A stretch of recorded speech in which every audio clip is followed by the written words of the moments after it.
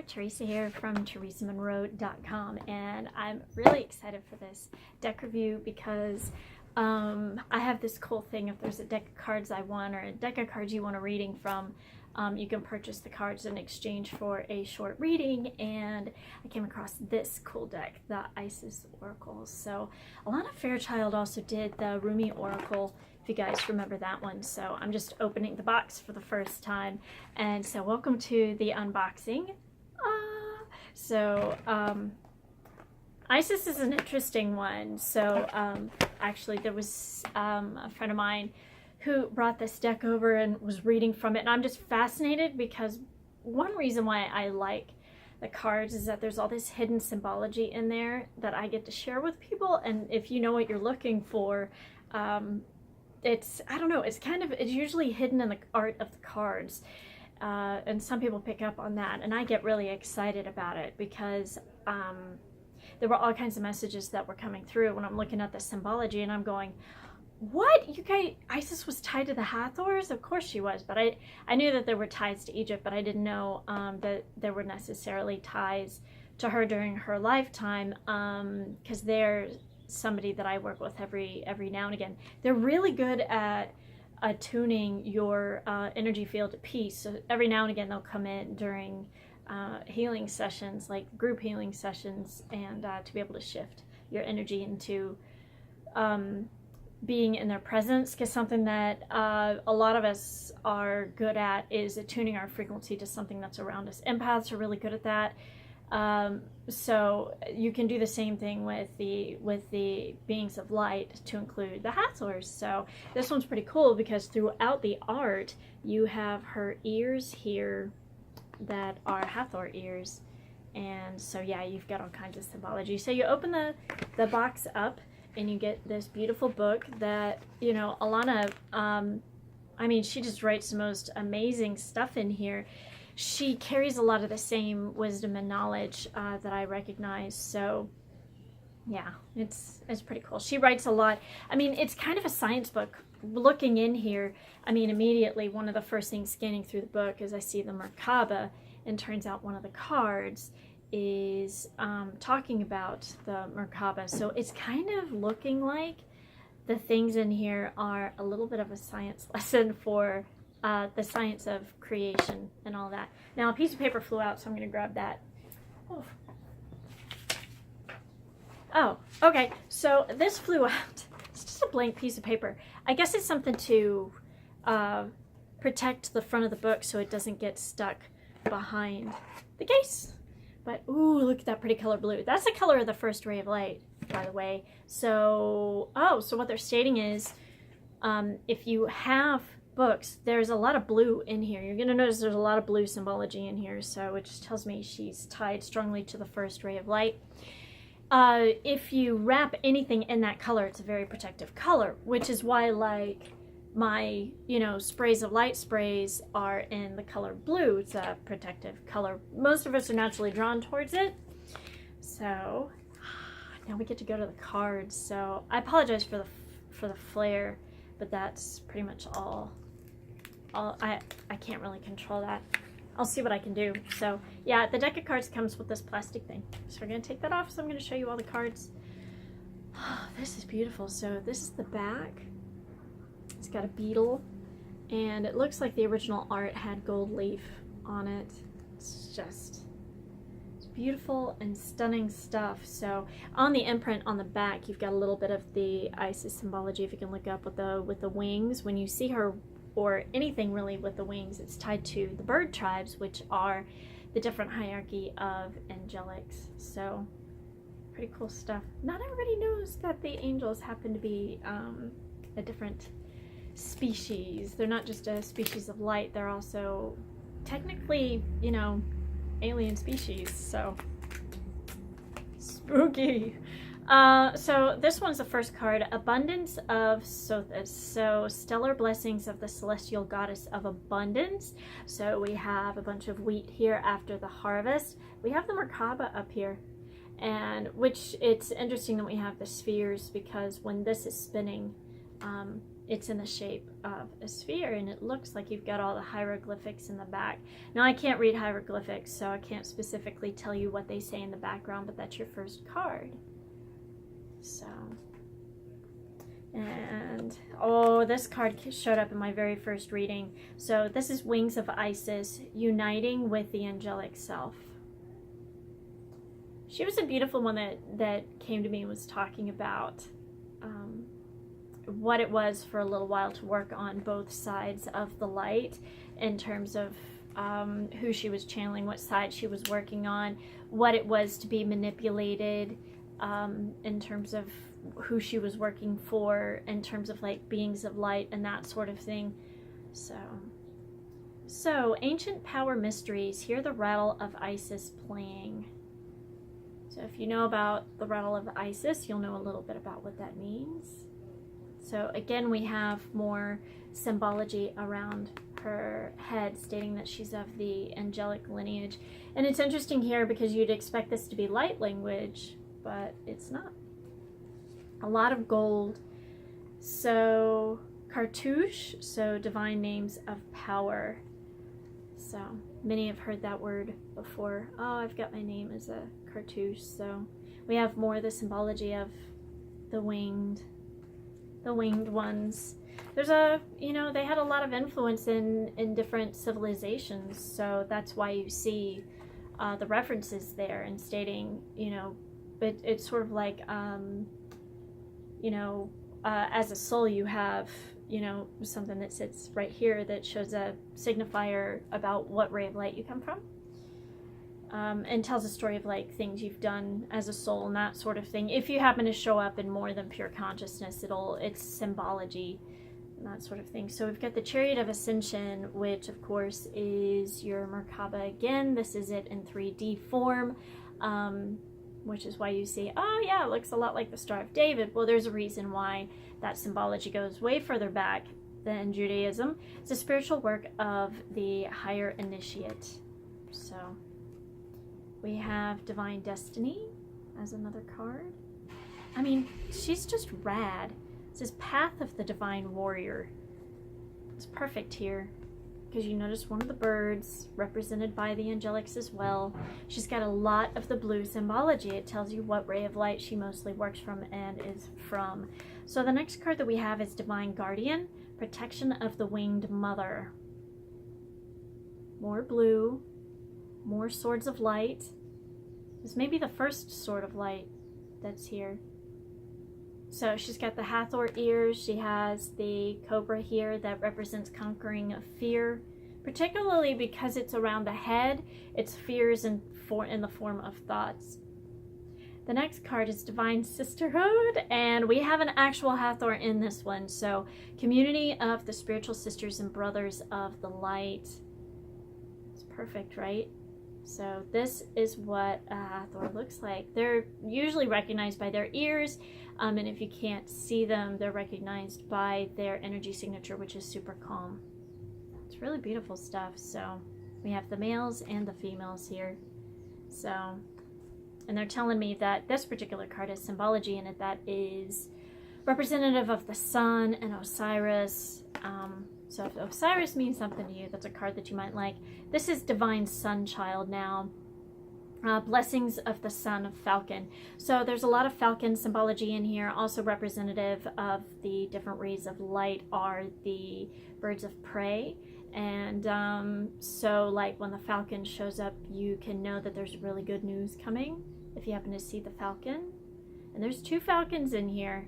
So she's beautiful. And we have the gentleman that's in the back. Now, I don't know the history of this in terms of Egyptian symbology for who this is, but I'm guessing that that is Osiris. So again, I haven't read the books, so I just go a little bit off of.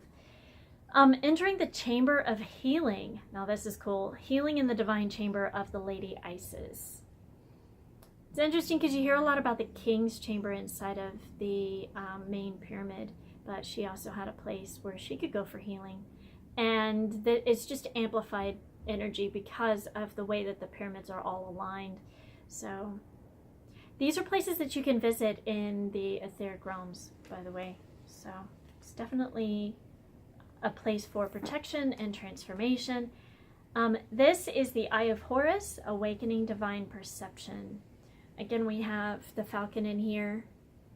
We have somebody with slightly slouchy posture here, and her tummy is showing. That's one that hasn't shown, but there's a lot of falcon feathers in here and a lot of blue, a lot of orange and yellow in here too. We have another falcon in this one, so the flower of life, divine creativity and manifestation. So, I mean, it's just, there's a lot of spheres and circles and Merkabas, so she traveled a lot in her light body. That was something that she manifested back during a time when the mystery schools were located in Egypt. So it was something that she taught, and she was amazing. So, was this... Oh, Flower of Life. Yeah, basically, this is a card that has to do a lot with creation. Now, going back to the Eye of Horus, if you know a little bit about the Eye of Horus, it's tied to Cyclopia, who is it's the all-seeing eye that records everything in history, so into different halls of records like the Akashic records. So this is largely a creation card, the Flower of Life. It states that she had, in the Flower of Life, of course, tied to sacred geometry and the 12th ray of light. She really, she mastered several areas of the light and not of the light. So the goddess of 10,000 names, and that is definitely her. So Isis, the endless emanations of the priestess. Yeah. So a lot of different priestesses work with her, knowingly or unknowingly. And they have a bunch of different names. Now this is going back to not just her, but she being part of, the 10,000 names of, the female goddesses and Elohim, and, people that have, people of the feminine energy that have done all kinds of fascinating things on this planet and in different universes. So, because it's all representing the feminine. Now, this is a good one. This is, they're all good, but this is an interesting one. This is the first one that is mostly masculine. Some of these have feminine and masculine aspects. This one is Healing the Divine Masculine. Osiris rises. Interesting that he is blue.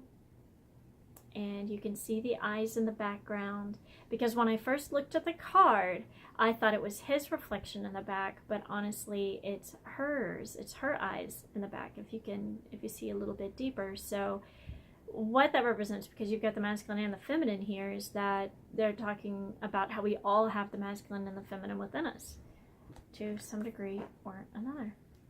Yay! The High Priestess is the next card, and it says, Mysteries revealed in the eyes of Isis. So, and they all have different meanings in here inside of the book, and rituals and things like that. The next card is Initiation, and in this one we have the Falcon, and we have the Eye of Horus, and it's called Spiritual Testing of Ra and the Lady Isis. Sometimes when you look at the reflection in this, she looks a little bit like Cleopatra, or Cleopatra might remind you of Isis, and there are some that say that Cleopatra is the reincarnation of Isis. But there's a lot of divine counterpart type of energy in here. The Key of Life, spinning the Ankh, the Key of Life. They're talking a lot about birth portals and the and feminine power of creation here. But, just something I'm going to mention randomly, even though they didn't have buffaloes here. This, when I first looked at it, looks a lot like a buffalo to me. So, the Knot of Isis. This is something I haven't seen before. Energetic stabilization with the buckle of the beloved. Wow. If you're looking for balance, there you go. Lady of the Stars, and this is one of the first ones where her hair is flying and it's a little chaotic. So it's the Priestess of Sirius. So, yeah. Life Restored, Priestess of the Phoenix. The woman, seriously, with 10,000 names.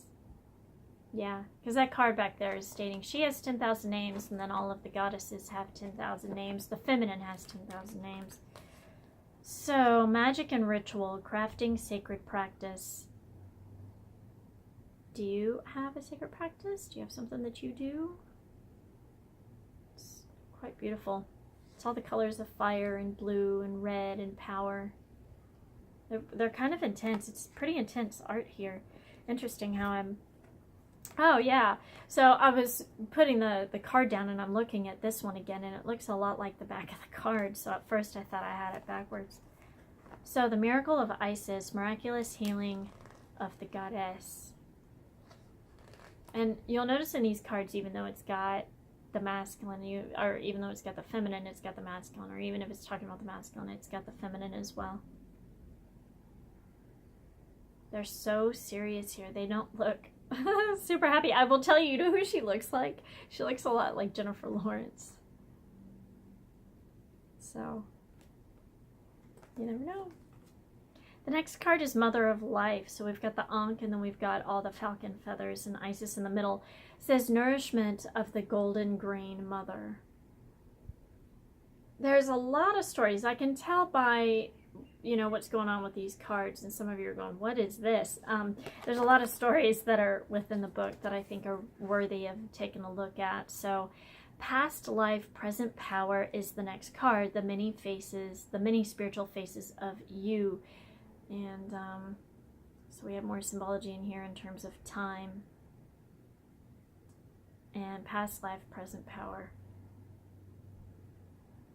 I guess it's talking a little bit about the power of now, and how you have access to gifts and things like that from other times. So if sometimes people look at past lives and past situations and see themselves as more powerful in the past, but I can tell you you're more powerful now.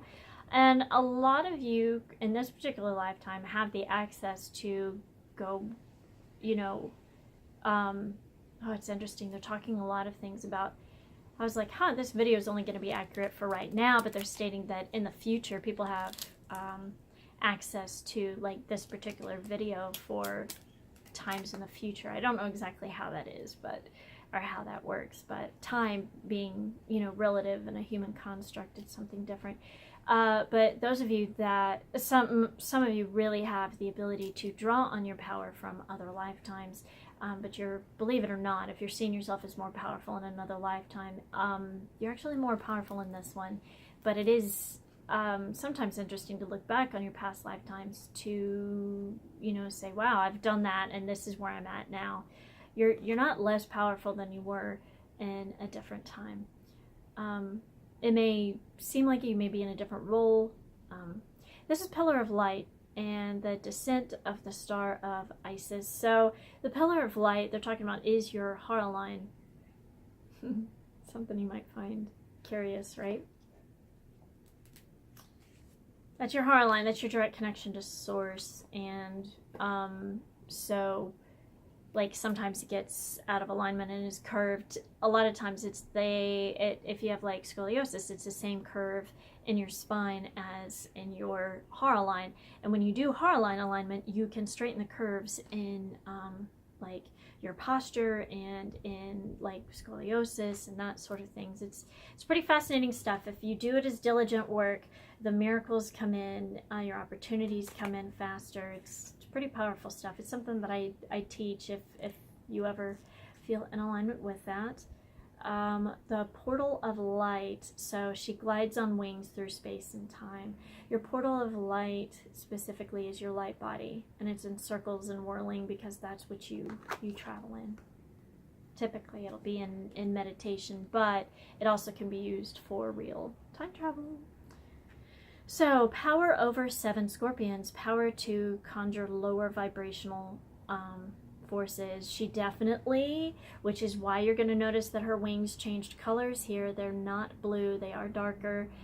They are more real life looking falcon feathers compared to the blue, and she definitely explored quite a bit in the darker forces. At first it was not even meant to be that way.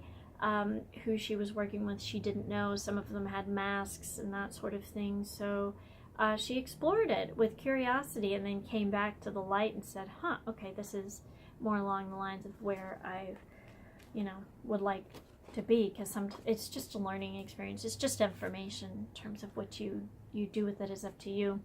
So, proper burial for freedom, sacrifice to Osiris, Lord of the Dead. So, you have the blue on one side and the red on the other. So, interesting how they got a little bit into different types of sacrifice, although that's not necessary. Pyramid of Light, and step your vibration deeper into love. These were interesting pieces and to different light grids on the planet. There's been several different types that have been used, and they're not necessarily used in the same way anymore, and some of them became really powerful only, or activated really, during certain astrological events. But they used to be big pieces of certain light grids, like the Golden Eagle light grid and the Lion's grid and things like that. It's you used to be able to see it, but it isn't something you necessarily can see anymore. The Queen of Heaven, blessing from the Divine Empress of the Skies. I mean, the art in these cards are just amazing. I'm wondering if it says on here who the artist is. That's too bad. It doesn't say who the artist is on the front of the deck. That's something that I love about like Kyle Gray's deck. He will actually put the artist's name on the front of the deck to give her credit, because if you know Lily Moses from his deck, the second and third deck, Keepers of the Light, and then there's a third deck coming out, I think this year or next year, that she's been working on. And I think it's worthwhile to give credit to the artists that are actually, channeling some of the symbology that's in these images. So it's this Queen of Heaven, blessing from the Divine Empress of the Skies. She's, powerful and beautiful. And her presence is very, very, she's very much so here. You can feel her energy here during going through the cards and discussing this. So we have Rising Sun, the Divine Solar Child Reborn. Some of you are going to really touch base with these or get activated by some of the memories in these cards. Scales of Balance, Ancient Tantra of the Soul. The ninth ray of light is all about balance with Ariel in harmony. Yeah. So, representative of, Libras with the scales. And the Serpent of Fire, Priestess of the Serpent Sisterhood. So, something else that's going on with snakes besides conquering fear is, essentially it's a power animal. So it represents being in your power in a very grounded way, because they are always touching the ground in some kind of way, whether or not that's a tree or a rock or the soil. They also represent transformation because they shed their skin, and sometimes they lash out at times, and that's just, it's just part of who they are. So snakes will definitely do that from time to time, but it's only when they feel threatened. It isn't for no reason whatsoever. Sometimes, like if they're shedding their skin and they can't see and it's up over their eyes, sometimes they lash out during those moments, because it's, it's a real moment of life-threatening vulnerability, essentially. So, but they're definitely representative of those of grounded power. So, cool stuff, right? And they're showing me a sign of birds eating snakes. So, for whatever that means to whoever's watching. So, soul retrieval, and it doesn't mean that one is more powerful than the other, by the way, but soul retrieval, deep soul healing with the goddess. So you can call on her for some specific healing if you'd like. The spirit of Isis, triumph of the goddess. In all of these, that color blue does represent divine power, personal power, Father God. It's that ray of light. So it makes sense. In fact, I think that's the first bird that is not of a falcon. It looks kind of like a dodo or a vulture. So Stay true and be in your power. Osiris and Isis, Lord and Lady of Divine Authority. So, it's interesting how the birds have shifted now. Sometimes you see birds by her head, sometimes you see the cobra. The next card is Talismans of Potency, so charging sacred objects of power. Which, you know, there isn't anything that's really necessarily powerful on its own. Sometimes these talismans are things that we have charged personally. Sort of like how you can with crystals and with water and with food and things like that. I mean, the DNA within everything is just waiting to be reprogrammed. It's super easy. It just has to do with intention and thought. The Temple of Black Obsidian, the Black Healing Chamber. Could you imagine being in a chamber of black obsidian? What that would do? What that would feel like? Could you imagine? Wow. That'd be something else. Notice the triangles. There's some symbology of the Merkaba here, of the masculine and the feminine.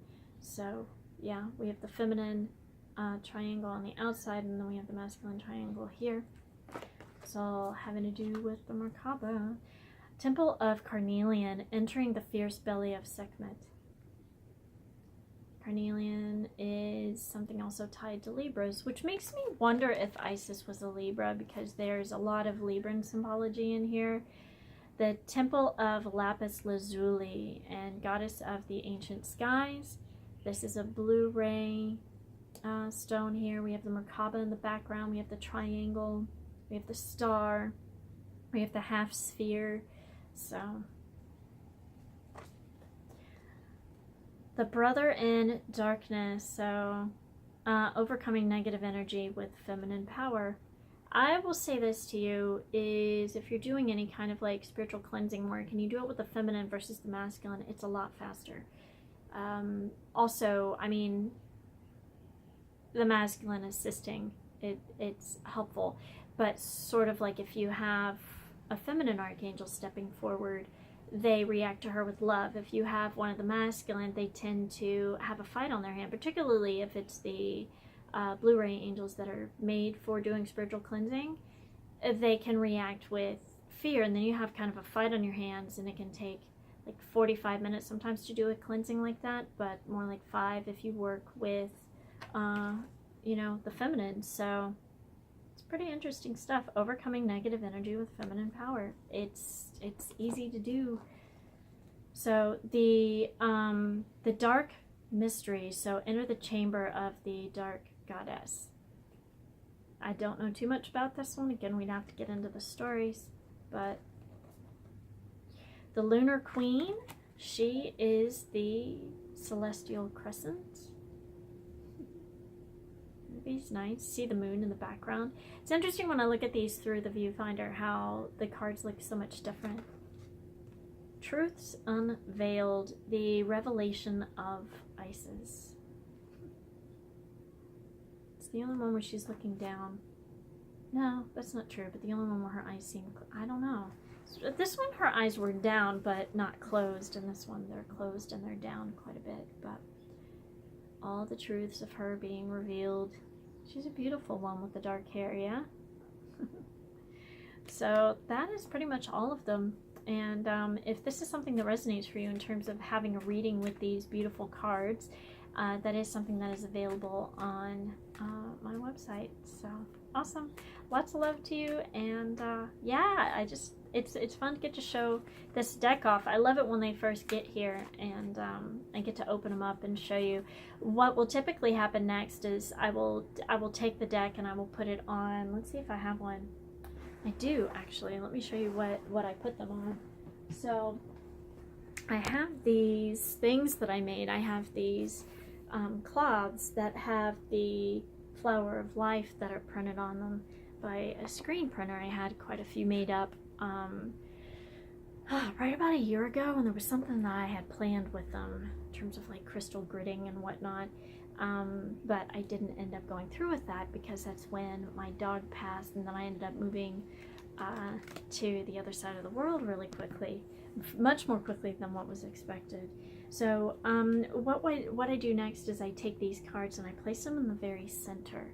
And then I will ask, you know, Isis of the light to come in and infuse her wisdom, you know, into the cards and the beings of light associated with the cards that are applicable to come be present. And I ask my I am presence to come in too, and then I just leave the cards for however long I feel like. It's usually a day or so, or sometimes like 12, 14 hours, however long I feel like. And charged with that, there's a lot of different rays of light in here, so I will ask, you know, whatever rays of light are applicable to, you know, charge themselves within the cards. And then I take the cloth and go and do other things with it. Now, what I have found about using this in particular is I can put my wallet in the center of it, and yeah, it brings abundance of all kinds. So it's pretty amazing stuff. So I have some. If you're interested in possibly purchasing one, just get in touch, in touch with me through my website, and I'll see about selling you one. So they're pretty neat stuff. But I hope you have enjoyed these. I haven't necessarily had. I guess I could go ahead and pull a card in general for, see, let's pull a general card for people watching because it isn't live, but here's a card that pops out. So I just want you to have a little bit of a feeling of what the cards are like. And it says, the card that came out is Divine Sunchild, Blessings of the Sun Falcon. Yeah. 2 more falcons in here showing up. So let's check out what this one means. I don't know if they're in ABC order or not, but it looks like they are. Yep, they're in ABC order in this particular book. There are some, I'm trying to remember the name of the most recent deck, but there was a deck that, yeah, they made they had stuff out of ABC order, and I didn't care for that too much. I'm just like, it's a book. I'm here for the book. I'm here to look things up. I'm not here to play games about where it is in the book. And so I think it annoys pretty much everybody. Oh, follow your intuition about where it is. And I'm just like, most people, when they look at a book, their logical brain turns on. So I can understand what somebody was trying to do. But in this particular book, I'm happy to say that things are in ABC order, which is how our brains are wired to when we think of books as looking in a certain way. For some people, they start at, the right side of the book, depending on their particular language. So, Blessings of the Sun Falcon. This is the Divine Sunchild. So it says, Blessings of the Sun Falcon, the Divine Sunchild, Horus, the son of Isis and Osiris, flow to you now, beloved initiate. So it is time to allow your life to flourish without limits, to let your light burn bright and without veil, just like the midsummer sun burning without contest in the Egyptian desert. So, which, by the way, it wasn't always a desert. It was quite, legacy as being born. It is your time to burn bright. That's interesting. Yeah. That's pretty great, because when you think about it, it's your time to shine bright. It's your time to be successful. It's your time for your light to shine. It's your time for, success and to shine and not dim it. And that's kind of part of being in your power, is allowing your light to shine. So Horus, the divine son child of Osiris and Isis, was born out of impossible circumstances through the divine devotion of his mother Isis and her loving determination to heal her husband and bring him back to life, to eventually become king of Egypt, defeating dark forces that would seek to destroy him and all that he loved with great triumph. It is a story of the divine hero of Egypt. Interesting, as I read this, they're showing me different images about like how he was kind of overcome by dark forces at a certain time because of, what they kind of had been playing with. So there's right about a page that I'll read here for you guys, but I want you guys to have an idea of what it is that she shows here. It is also a metaphor for our inner world. Our divine feminine must stay true to her values of love, healing, and the triumph of creativity, or a destruction born of fear and hate. She must never give up her belief and her ideals. So our divine feminine is our body, whether man or woman, our inner values, and the ideals that make our hearts beat stronger and feel right within our belly. I love the way that Alana writes in here, because it's so many messages just in a couple of different sentences. With such love for her inner divine masculine, she never gives up on her belief in him either, and in her desire for their togetherness, and leads to his healing, even if he has been lost, fragmented, and thought dead. When they talk about fragmented, typically that can be like physical references, but here she's talking about like soul fragments, which sometimes are left behind during different incarnations, which is something like, if you come to me for a karmic clearing session, part of what happens is pieces of your souls are retrieved back from other times, and sometimes when that happens, you'll have certain spiritual gifts that increase or that are returned to you at that time. The divine masculine is our spirit, whether man or woman, that our body desires to unite with to help it come to life and light in a new and blissful way.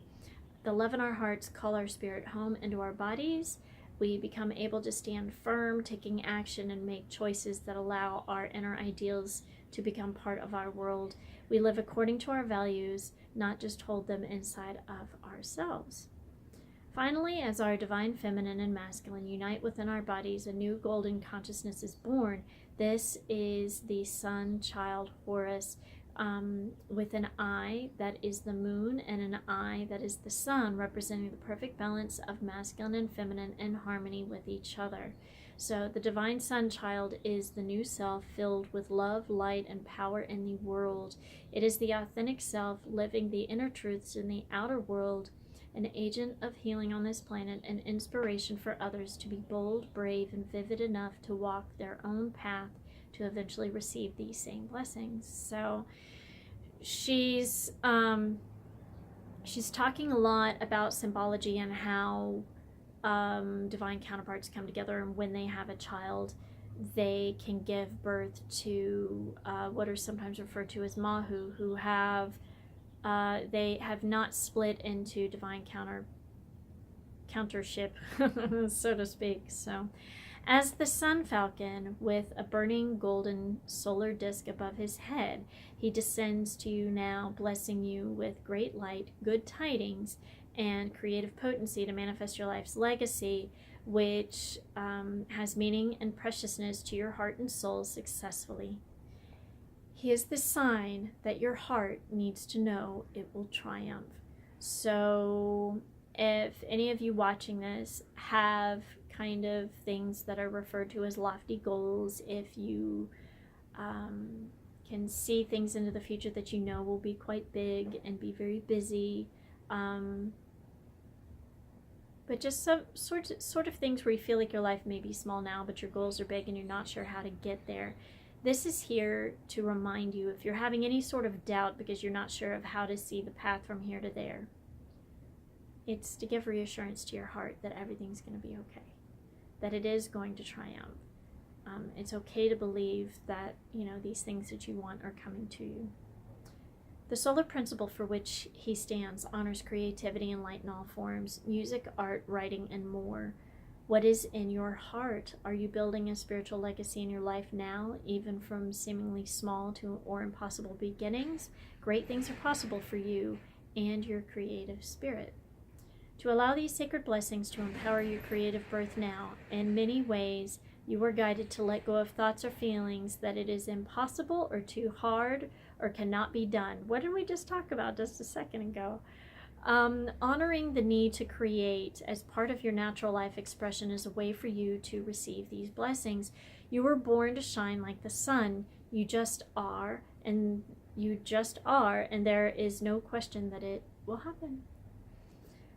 This oracle of the sun falcon can also indicate a new and life-changing opportunity on its way to you. When your heart sings, say yes. Don't give up until you have your success. The sun will shine on you. You will succeed. if some of you have a goal right now at the moment in terms of, and it's a realistic goal, and for some of you they're showing me it's like going and living in a certain place in the world, or if it is seeing, I don't know, sunrise or sunshine in a certain part of the world, or you're having like career goals or that sort of thing, or who it is you would like to become, as long as it is a heart-centered goal, it is something that you will be achieving. So it comes with a ritual after these paragraphs, and it says ritual of the sun falcon. You can do this ritual outdoors on a bright day or in a room filled with candles to honor the light of the sun. Close your eyes and become aware of the light of the sun or the candle burning in your own heart. Imagine that you become aware of a magnificent golden falcon within that flame, with wide wings and a fierce call shining like a sun, full of golden light. Above the head of the falcon is a solar disk, a sun, golden and strong. Feel the golden light emanating from this source and say, I now receive, through unconditional love, the golden light blessings of the sun falcon. I welcome your unconditional love and assistance and blessing into my heart and my life now. Help me foster life and creation now, beloved sun falcon. I honor my creative inner sun and allow it to be powerful and bright through my own free will as a sovereign being of light. So be it. It's the first card that, it's the first deck of cards I've ever heard talk about free will choice. It says stay with the golden light, and when you are ready, just open your eyes. And if you used a candle, feel free to light it again and again whenever you were engaging in creative work to activate your blessings. Those candles of intention can be really powerful. So it's something that you can use anytime you want to manifest something, and it can be burning for you. So if you're somebody who tends to worry, you can light a candle, mention what your concerns are, and say, well, I wouldn't even mention what your concerns are, but the things that you want to manifest, and then light the candle. It doesn't have to be a special manifestation candle or specially scented or anything like that. The incantation to the sun falcon. You can use this incantation as a blessing prayer at any time you need some divine creative assistance. You can use it independently or at the end of the ritual above. It says, Horus, falcon of the golden sun, my creative energies have begun to shine bright and strong. Help my creative projects along to fulfillment and completion pure, with your will and light so sure. Horus, falcon of the golden sun, my successes and winnings now come. It's looks like this is a really beautiful incantation for doubt, for bringing things into manifestation that are big. Sometimes the bigger the things are, the longer they can take to manifest if you've got any level of doubt around that. But it's also a card reminding you that the success that you've been waiting for is basically right around the corner for some of you. Others, if it's just doubt and you're starting to have these new visions of things in the future that have shown up in your creative endeavors and that sort of thing, just to let you know these things are coming. But these are things that are like heart-based knowingness, not like egoic kinds of desires. Okay? That's the end of this beautiful deck. Oh my gosh. I think this is stunning. This is a great deck. It's got a lot of orange and yellow and gold and blue and all kinds of wonderful fun stuff. So I hope you've enjoyed that. So talk soon. Bye.